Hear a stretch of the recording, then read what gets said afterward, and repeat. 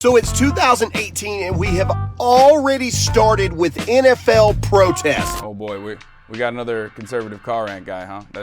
So that's what we're gonna do today? Yeah, so a lot of you requested this both on my Twitch and in the Big Tent Democratic Coalition group on Facebook, and since 6 million people watched this Oakley-wearing grunt force dipshit spit on his iPhone, let's break it down. This past week in the preseason, we saw multiple players from multiple teams yet again disrespect our veterans, our men and women in police uniforms, by taking a knee for the anthem. Rosa Parks wasn't protesting the bus, and these players aren't protesting the veterans or the anthem, guy. They're protesting police brutality. Also, did you know that a former Green Beret named Nate Boyer suggested Kaepernick take a knee? How are you still this dense, Graham? My first question is, where were all of these people during the offseason? Graham Allen's the kind of guy who's like, yo, Trump ended school shootings, I think. We really haven't heard of any happening recently. It's the summer, buddy. School is out, and it's the offseason.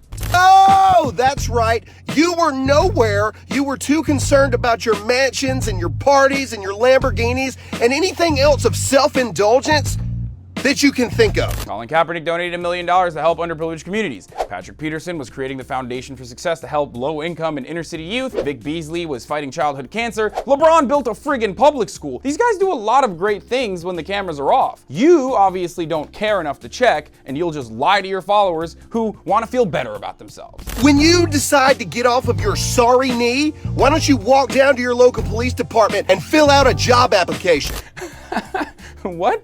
Are you suggesting athletes quit their jobs to join the police force because they're asking for accountability? Why don't you join the NFL before you try to criticize these athletes then? See how stupid that is? Dummy. Newsflash, most of you wouldn't make it past the first phase because unlike you and your entire life that has separated moral character for the fact that you can run fast and catch a ball good. Newsflash, Graham. Not all police officers have good moral fiber. That's literally what these guys are protesting. After the first Black Lives Matter protest, the DOJ probe found an insane amount of corruption and racial discrimination, for example, at the Baltimore Police Department. A Florida chief was caught ordering his officers to just pin crimes on innocent black people. But go off. Do you have any idea how hard it is to join the fire department, the police department, and especially the military? Definitely not as hard as becoming a professional athlete, but yeah, go on.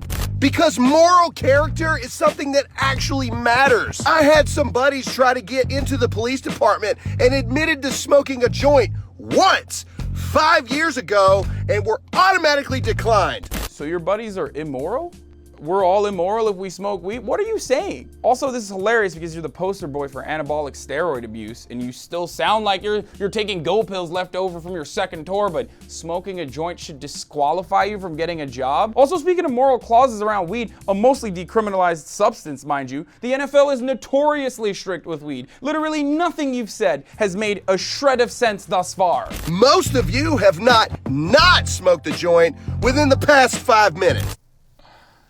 I can't tell if he's being serious and he's trying to tell people to not smoke weed. What a weirdo. Not to mention the fact that you make millions of dollars in the greatest country in the world because of 1.3 million veterans who have died to protect your ability to play a game, making millions of dollars in the greatest country in the world. First of all, the 1.3 million number is not the number of the dead veterans, it's the number of active duty service members during Iraq and Afghanistan. And also, they didn't all die, you frickin' moron. Also, no one died to protect anyone's right to throw a football. They died so the US could extract natural resources from these regions and profit off selling weapons to all sides in a destabilized Middle East. If you're gonna act like you care about the military, at least get your fucking facts straight, dude. And listen to the protesters, you might actually learn something. Anyway, I have more to say on this, but don't have enough time, so if you want to catch me break it down live, follow my Twitch at Hasan.